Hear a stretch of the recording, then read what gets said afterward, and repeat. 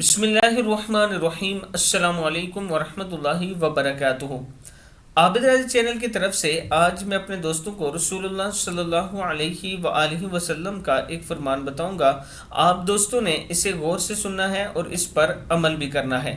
रसूलुल्लाह सल्लल्लाहु अलैहि वआलिहि वसल्लम ने फरमाया कि जो मुसलमान कोई ऐसी दुआ करता है जिसमें गुनाह या कथा रहमी का कोई पहलू ना हो, अल्लाह ताला तीन में से उसको कोई चीज़ ज़रूर अता फरमाता है। या तो फ़ौरन ही उसकी दुआ कबूल कर ली जाती है, या आखिरत के लिए ज़ख़ीरा कर ली जाती है, या उससे इस जैसी कोई दूसरी तकलीफ़ दूर कर दी जाती है।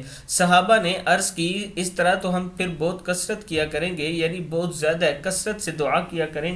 रसूलुल्लाह सल्लल्लाहु अलैहि वआलिहि वसल्लम ने फरमाया कि अल्लाह इससे भी ज़्यादा कसरत करने वाला है।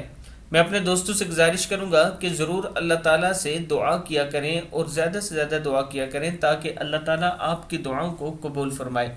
इस वीडियो को आप दोस्तों ने आगे ज़रूर शेयर करना है। अस्सलामु अलैकुम वरहमतुल्लाहि वबरकातुहू।